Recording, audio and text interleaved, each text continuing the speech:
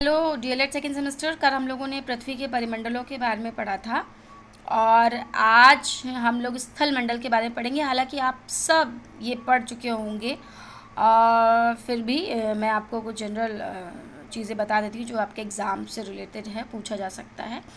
आप इस चित्र में भी देख सकते हैं कि जो स्थल मंडल पृथ्वी की बनावट के बारे में बताया जा रहा है। पृथ्वी की बनावट और उसमें मिलने वाले खनिज तत्वों के आधार पर, उसकी गहराई के आधार पर इसको 3 भागों में विभाजित किया जाता है स्थल मंडल को। भूपर्पटी, मेंटल और क्रोट। ये आप देख सकते हैं। देखिए सबसे ऊपर ये भूपर्पटी है, फिर मेंटल है और सेंट्रल में जो इसके नीचे अंदर है सबसे क्रोट है।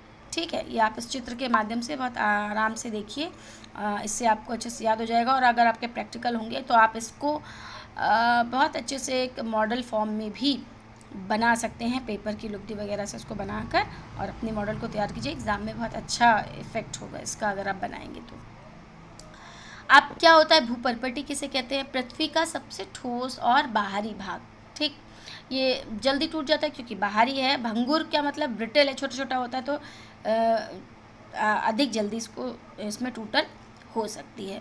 और अलग अलग जगह महाद्वीप और महासागरों में जाकर इसकी मोटाई में भी कमी आती है। ठीक है, औसत मोटाई 5 किलोमीटर है और महाद्वीपों के नीचे 30 किलोमीटर तक ये पाई जाती है। और अगर हिमालय की श्रेणियों के पास कहें तो 70 किलोमीटर तक की है। चट्टानों से बनी हुई भूपर्पटी होती है और इसका घनत्व 3 ग्राम प्रति घन सेंटीमीटर होता है। पृथ्वी का जो ये भाग है प्रमुख रूप से सिलिका, एल्यूमिना जैसे खनिज पदार्थों से बना हुआ है, इसलिए इसे सियाल कहा जाता है। ये बहुत इम्पॉर्टेंट क्वेश्चन है, ये क्वेश्चन ज़रूर आता है एग्ज़ाम में। सेकेंड सेमेस्टर ध्यान रखिएगा, सियाल किसे कहते हैं या सियाल शब्द से क्या समझते हैं आप। तो आप इसको लिखेंगे कि पृथ्वी का ये मुख्य भाग सिलिका और एल्यूमिना जैसे खनिज तत्वों से बना है, इसलिए इसे सियाल कहा जाता है। क्वेश्चन पूछा जाता है ये। ठीक है, फिर आता है मेंटल। भूपर्पटी के जो नीचे का भाग होता है इसे मेंटल कहते हैं। ठीक है, और ऊपर जो इसका भाग होता है एस्थेनोस्फेयर्स होता है। एस्थेनो का मतलब ही होता है पतला, दुर्बल।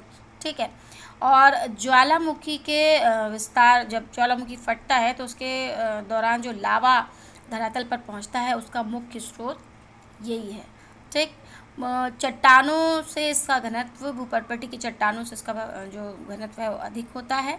और भूपर्पटी और मेंटल का ऊपरी भाग मिलकर ही स्थल मंडल कहीं ना कहीं बनता है, स्थल मंडल कहलाते हैं। और उसके बाद नीचे इस मेंटल का विस्तार जो है, नीचे दुर्बलता मंडल समाप्त हो जाने के बाद ये ठोस हो जाता है बहुत, और ठोस अवस्था में है। महासागर की पर्पटी की मुख्यतः सिलिका, मैग्नीशियम की बनी है, इसलिए इसे सिमय कहते हैं। ठीक है, सिलिका और मैग्नीशियम का कॉम्बिनेशन क्या कहलाता है? सिलय कहलाता है, सिमय कहलाता है। ठीक है, CSI से मतलब है सिलिका, मै से मतलब है मैग्नीशियम।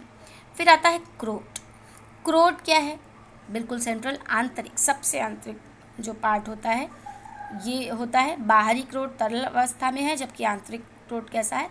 ठोस अवस्था में है। और इसको ये किससे बना हुआ है, ये क्वेश्चन पूछा जाता है। तीनों में ये आपको ध्यान रखना होगा कि क्वेश्चन कि कौन सी जो परत है वो कैसे बनी है। तो निकिल और लोहे का बना हुआ होता है, इसीलिए इसे निफे कहा जाता है। ये जितने भी हाईलाइटेड शब्द हैं इसको आप ध्यान से पढ़िएगा, एग्जाम में आएंगे। ये निकिल और लोहे से बना है, इसलिए इसे निफे परत के नाम से जाना जाता है। अब आता है आपके स्थल मंडल में एक और टॉपिक है शैल। क्या होती हैं शैलों के प्रकार? तो आपको सभी को पता है कि विभिन्न शैलों से ही पर्पटी का निर्माण हुआ है, मतलब पहली जो लेयर है उसका निर्माण हुआ है। शैल विभिन्न आकार के हो सकते हैं। कोई भी खनिज पदार्थों के किसी भी प्रकार के प्राकृतिक पिंड को हम शैल कहते हैं। इसके विभिन्न आकार और गठन हो सकते हैं। निश्चित दशाओं में एक प्रकार के शैलीय चक्र दूसरे शैल में परिवर्तित हो जाते हैं, और इसी परिवर्तन को ये चित्र में दिखाया गया है कि कैसे मैग्मा, फिर आग्नेय, आग्नेय से अवसाद, अवसाद से अवसादी शैल, फिर कायांतरित शैल। ठीक है, इस चित्र को आप देख लीजिए।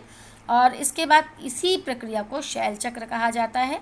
जब ये मैग्मा जो ज्वालामुखी वाला होता है ठंडा होता है तो आग्नेय शैल बन जाता है। आग्नेय शैल जब छोटे छोटे टुकड़ों में एक स्थान से दूसरे स्थान पर स्थानांतरित हो जाते हैं तो ये सेडिमेंट्री शैल या अवसादी शैल बन जाते हैं। और जब यही शैल टेम्परेचर और प्रेशर के कारण आग्नेय और अवसादी शैल कायांतरित शैल में परिवर्तित हो जाते हैं, मेटामॉर्फिक शैल में परिवर्तित हो जाते हैं और फिर ये मेटामॉर्फिक शेल फिर से पिघलकर मैग्मा बन जाती है और द्रवित मैग्मा पुनः ठंडा होकर आग्नेय शेल में एक चक्र चलता रहता है। 3 प्रकार के शेल हमने आपको बता दिए, आग्नेय, अवसादी और कायांतरित। आग्नेय शेल यही किससे बनते हैं? मैग्मा से बनते हैं। इन्हें प्राइमरी शेल कहा जाता है। 2 प्रकार के होते हैं ये, अंतर्भेदी और बहिर्भेदी। अंतर्भेदी क्या होते हैं? जब द्रवित मैग्मा कभी कभी भूप्रवृत्ति के अंदर गहराई से ठंडा हो जाता है तो ये अंतर्भेदी होते हैं। इनको ये धीरे धीरे ठंडा होने के कारण बड़े बड़े दानों का रूप ले लेता है। ग्रेनाइट आग्नेय शेल का एक बहुत महत्वपूर्ण उदाहरण है। ग्रेनाइट बहुत मजबूत होता है, आप सबने सुना होगा, किचन वगैरह में, स्टेयर्स वगैरह में ग्रेनाइट फर्श के रूप में काम आता है।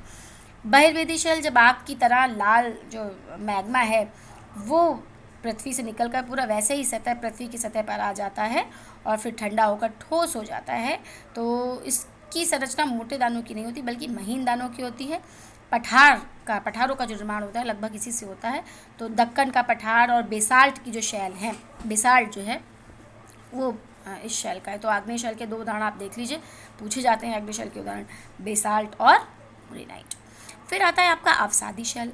अवसादी शेल जब शेल लुढ़क कर चटक कर एक दूसरे से टकरा कर छोटे छोटे टुकड़ों में बट जाता है और इन छोटे टुकड़ों को उसका बचा हुआ घिसावट, बची हुई चीज़, अवसाद मतलब बचा हुआ, ठीक है, अवसाद कहते हैं। ये अवसाद हवा, जल आदि में पहुंचकर एक स्थान से दूसरे स्थान पर जमा हो जाता है। फिर जब इकट्ठे जमा होते होते कठोर हो जाता है, दब जाता है शेल, तो ये एक शेल के अनुसार हो जाता है, मोटा हो जाता है। और इन शैलों को परत दर परत जो शैलें होती हैं उनको क्या कहते हैं? अवसादी शैल कहते हैं। बलुआ, पत्थर और रेत के दानों से बनता है और इन शैलों में सब कुछ होता है, पौधे, अगर जानवर बन गए, जीवाश्म की परतें, ये सब अन्य सूक्ष्म जीवाणु जो कभी इन शैलों पर रहा करते थे वो जीवाश्म भी होते हैं। तो बलुआ, पत्थर और जो है वो शैल का उदाहरण है अवसादी शैल का। कायांतरित शैल क्या है? आग्नेय शैल, अवसादी शैल उच्च ताप एवं दाब के कारण कायांतरित शैलों में परिवर्तित हो जाता है, जैसे चिकनी मिट्टी, स्लेट और चूना पत्थर संगमरमर में परिवर्तित हो जाता है। ठीक है, तो ये आपका आज का टॉपिक हो गया आग्नेय। 3 चीज़ें हम लोगों ने आज क्या क्या पढ़ा? स्थल मंडल की संरचना, ठीक है, जिसमें कि आपका आ गया भूपर्पटी यानी कि अर्थ क्रस्ट और मेंटल और कोर। उसके साथ साथ हमने क्या पढ़ा? शेल, इग्नियस रॉक्स के बारे में, तो इग्नियस, सेडिमेंट्री और मेटामॉर्फिक। ठीक, तो ये आपका हो गया। नेक्स्ट टॉपिक हम लगभग हम लोग पढ़ ही चुके हैं, इसमें एक पवन और चक्रवात वगैरह बचा है, ये नेक्स्ट में पढ़ाएंगे।